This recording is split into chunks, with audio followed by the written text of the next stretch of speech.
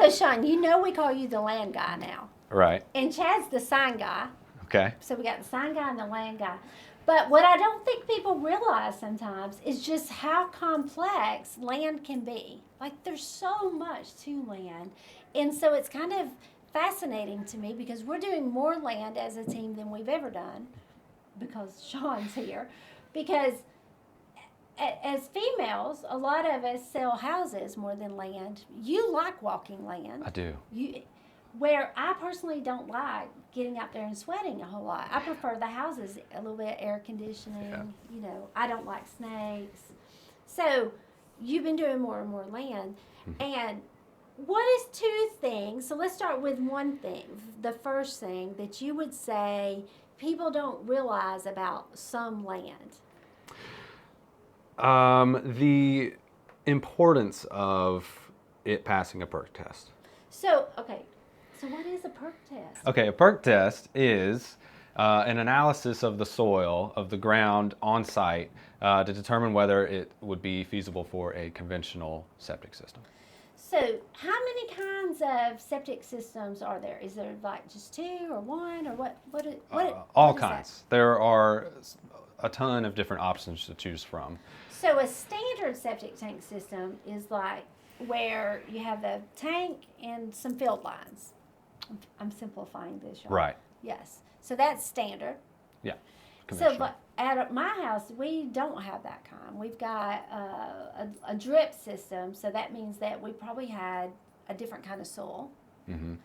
But is there some difference in the cost between a standard and a non-standard septic tank system? Yes. Conventional is most common, and so it's the cheapest route. And anything more than that requires more infrastructure, and which means more money. Yeah, so depending on how big the land is, because we just recently had some land that did not pass the Perc test. And how big is that piece of property? It's a half acre. So it's only a half acre. So if they can't use a standard system, it might be hard to get any system on it because it's only a half acre. Now, does that impact the value? Absolutely. Yeah. For sure.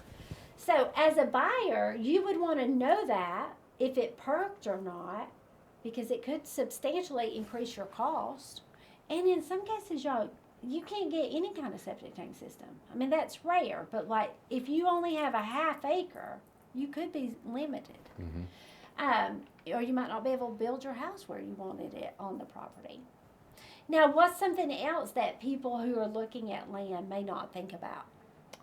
Other utilities like power. Power. Mm-hmm. So, but they can get power anywhere, right? I guess technically, yes. Technically, yes. You don't like technically, yes, when you're talking about this. So, right. What's happening with that with somebody? So this buyer, currently they found land that they love. It's nice and level, lots of hardwoods. They're so excited about it. And then they called the local power company who's responsible for, extending power out there. And they found out that they would need to run power lines across the road frontage of another piece of property that's owned by somebody else, which would mean that they might need to get an easement from the owners of that property. Yeah, because I guess I didn't realize that you can't just run power poles on the front of somebody else's property. Right. Did you know that? Well, no. Yeah. No. I mean, that's the thing about land is like a lot of land, the power lines are already there. Mm-hmm. So it's no issue. But like in this case, just to kind of give people a picture, we're talking about, and I'm making this part up, but let's say we have 50 acres and they use it for pasture and there's no electricity on it. And then our people are trying to buy, let's say, the next 10 acres. And then on the other side of that, there's another 100 acres where there's no power lines. So the last power lines on this side are like 50 acres away.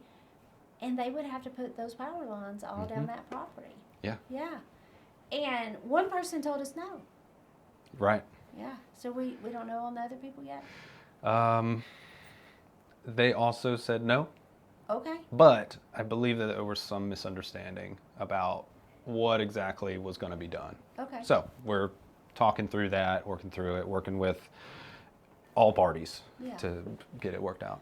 But this is something you want to know before you buy the property, because the last thing you want to do is buy land to build a house on and can't get power to it easily or without writing a check. Right. Because somebody's going to want to get paid Mm-hmm. to get the power out there. That's what it boils down to.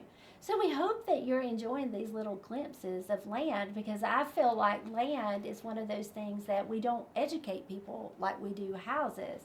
So me and Sean are trying to fix that for y'all. What do you think?